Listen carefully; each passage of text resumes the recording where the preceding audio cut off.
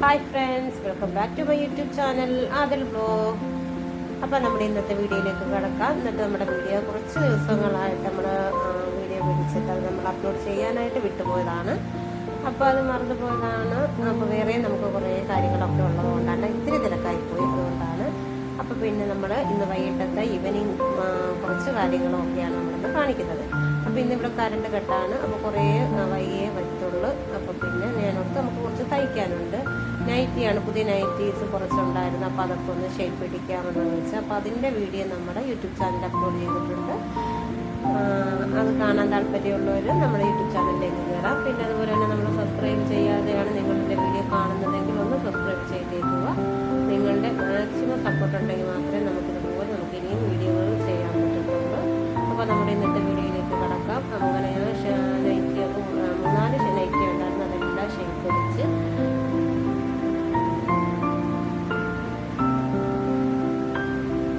ഒരു nightie 1-2 nightie മാത്രം churidar cutting ഉള്ളാലും ബാക്കി എല്ലാം നൈറ്റി കട്ടിങ് ആക്കി. പിന്നെ നമ്മുടെ തയ്യലും കാര്യങ്ങളൊക്കെ കഴിഞ്ഞ് ആച്ചുക്കുട്ടൻ പതിപോലെ ടി വിയും വെച്ചിട്ടുണ്ട്.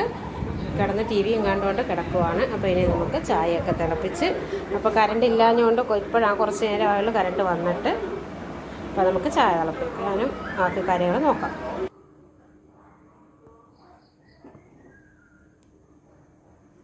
ചായയൊക്കെ തിളപ്പിച്ച് ഏട്ടനൊക്കെ ഏട്ടൻ വന്നപ്പോൾ കുറച്ച് ചിക്കൻ കൊണ്ടുവന്നായിരുന്നു. അപ്പോൾ ഇച്ചിരി ചിക്കൻ ഉണ്ടായിരുന്നു, അത് ഞാൻ വെള്ളത്തിലെടുത്ത് വെച്ചു. അപ്പോൾ ഇന്ന് റോസ്റ്റ് ചെയ്യാനാണ് പോകുന്നത്. അപ്പോൾ അതെനിക്ക് ഇഷ്ടപ്പെട്ടൊരു സാധനം ഞാൻ പറഞ്ഞാണിത് മേടിപ്പിച്ചത്. ഇതിപ്പോൾ 2-3 പ്രാവശ്യമായിട്ട് മേടിച്ചിട്ടൊന്നും കിട്ടുന്നില്ല. അങ്ങനെ കരൾ വേണമെന്നും പറഞ്ഞു. പക്ഷെ നല്ല നീറ്റായിട്ടുള്ളൊരു ചിക്കനൊക്കെയാണ് ഇപ്രാവശ്യം അവർ തന്നിരിക്കുന്നത്. ഇവിടെ നിന്നാണ് നമ്മൾ മേടിച്ചത്. നമ്മുടെ ഇവിടെ ഇപ്പോൾ നമ്മുടെ അടുത്തൊരു കൂട്ടുകാരിയെന്നോ നമ്മുടെ ഒരു കൂടപ്പുറപ്പോ അങ്ങനെ ഉള്ളൊരു നമുക്കൊരു ഫാമിലി ഉണ്ടായിരുന്നു. അവർ താമസം മാറി. അപ്പോൾ അവരുടെ റിലേറ്റീവ്സിൻ്റെ കടയിൽ നിന്ന് തന്നെയായിരുന്നു, നമ്മുടെ ഇവിടെ കുറവന്തോട് തന്നെയായിരുന്നു. നല്ല അടിപൊളി ചിക്കനായിരുന്നു അവിടുന്ന്.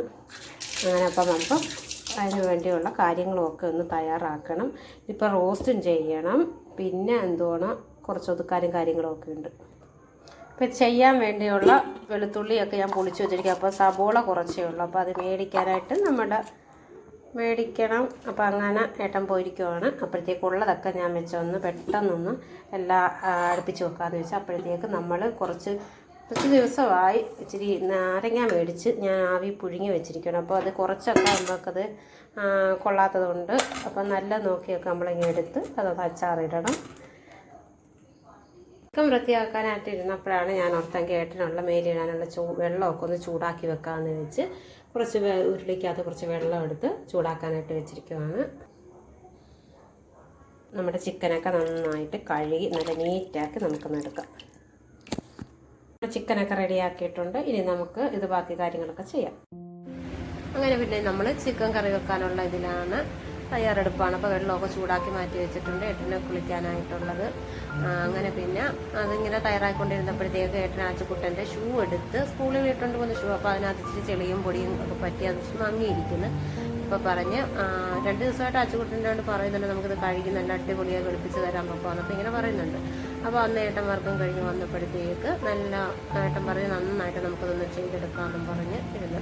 അപ്പോൾ ആച്ചുക്കുട്ടൻ പറഞ്ഞ് അമ്മയും കൂടെ വിളിക്കാമെന്ന് വെച്ചപ്പോൾ വേണ്ട, അമ്മയ്ക്ക് അടുക്കള പണി കണ്ടല്ലോ എന്ന് വെച്ച്. പിന്നെ എനിക്ക് ഇച്ചിരി നാരങ്ങ ഉണ്ടായിരുന്നു. ആവി കയറ്റി 2 ദിവസം ഞാൻ വെച്ചതാണ്. അത് ഇച്ചിരി മഞ്ഞപ്പൊടിയും ഉപ്പും കായപ്പൊടിയും കൂടെ ചേർത്ത് ഇങ്ങനെ കുറച്ച് നേരം വെക്കുമായിരുന്നു. അത് കഴിഞ്ഞിട്ടാണ്. അപ്പോൾ ഈ 2 ദിവസമായിട്ട് ഇങ്ങനെ പഴകിയിരിക്കുന്നതുകൊണ്ട് അതിൻ്റെ നല്ലൊരു മണവും ടേസ്റ്റും ഒക്കെ ആയിരിക്കും. പഴകിയിട്ട് ഇങ്ങനെ വെക്കുമ്പോഴത്തേക്ക് നമ്മൾ അന്നേരം അച്ചാറിട്ട് ആവി കയറ്റി ഇടുന്നതിനേക്കാളും നമ്മൾ 2 ദിവസം ആവി കയറ്റിയിട്ട് ഇങ്ങനെ അച്ചാറിടുവാണെങ്കിൽ അതിന് പ്രത്യേക അടിപൊളി ഒരു ടേസ്റ്റ് ആയിരിക്കും. അങ്ങനെ പിന്നെ ഞാൻ അച്ചാറിടാനുള്ള തയ്യാറെടുപ്പിലാണ്.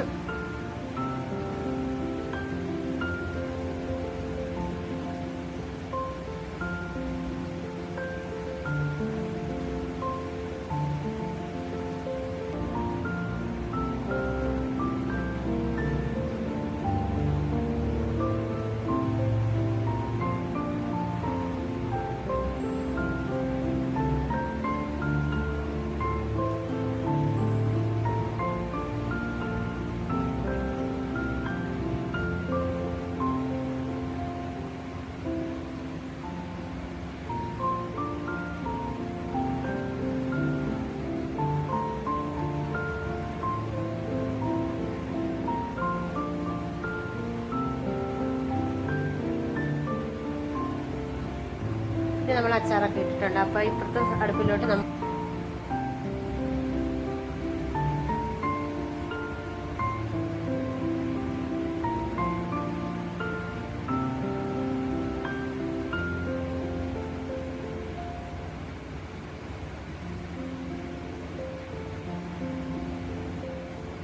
അത് കഴിഞ്ഞപ്പോഴത്തേക്ക് ഞാനപ്പോൾ അത് പണി നടത്തിക്കൊണ്ടിരുന്നപ്പോൾ ഇവിടെ പപ്പായും മോനും കൂടെ ഷൂ ഒക്കെ അടിപൊളിയായിട്ട് നല്ല വെളുപ്പിച്ച് നല്ല പുതിയ ഷൂ പോലെയൊക്കെ ആക്കി വെച്ചിരിക്കുകയാണ്. അപ്പോഴേ ഞാൻ പറയും എൻ്റെ ഷൂ കൂടെ ഒന്ന് കഴുകിയൊക്കെ കൊള്ളാമെന്നൊക്കെ ഉണ്ടായിരുന്നു. അപ്പോൾ പിന്നെ ഏട്ടൻ പിന്നെ ഒന്ന് വെളുകാനും ഒക്കെ ആയിട്ട് അങ്ങ് പോയി.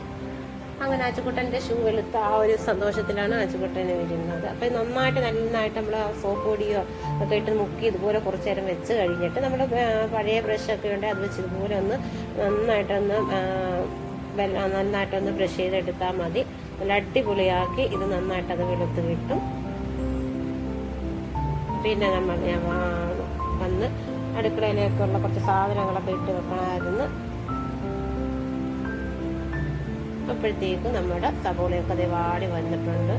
ഇറച്ചിക്കറിയും കൂടെ ഒക്കെ റെഡിയായി കഴിഞ്ഞ് അച്ചാർ ഇട്ടിട്ടുണ്ട്. ഇറച്ചിക്കറി റെഡിയായി വന്നുകൊണ്ടിരിക്കുകയാണ്. അപ്പോഴത്തേക്ക് പപ്പായും മോനും വരുമല്ലോ എന്നുള്ള രീതിയിൽ പെട്ടെന്ന് തന്നെ പിന്നെ നമ്മൾ ചിക്കൻ്റെ കാര്യങ്ങളൊക്കെ ഞങ്ങൾ ചെയ്ത്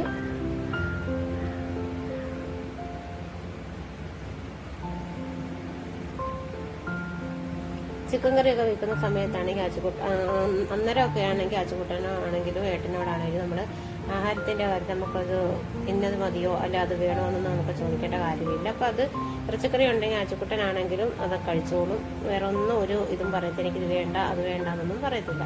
ഇറച്ചിക്കറി ബിരിയാണി നെയ്ച്ചോറൊക്കെ ആണെങ്കിൽ നമുക്ക് കൂടുതൽ നമുക്ക് ബുദ്ധിമുട്ടും കാര്യങ്ങളൊന്നും ഉണ്ടാക്കത്തില്ല. അതെല്ലാം നമുക്കൊക്കെ ഒരുമാതിരി പെട്ട എല്ലാ കുഞ്ഞുങ്ങൾക്കും ഇപ്പം അങ്ങനെയാണ്. അത് കഴിഞ്ഞപ്പോൾ നമ്മുടെ ഇറച്ചിക്കറിയൊക്കെ റെഡിയായിട്ട് തേങ്ങാപ്പാൽ ഒഴിച്ചാണ് ഞാൻ ഇറച്ചിക്കറി മിക്കപ്പോഴും ഞാൻ വെക്കുന്നത്.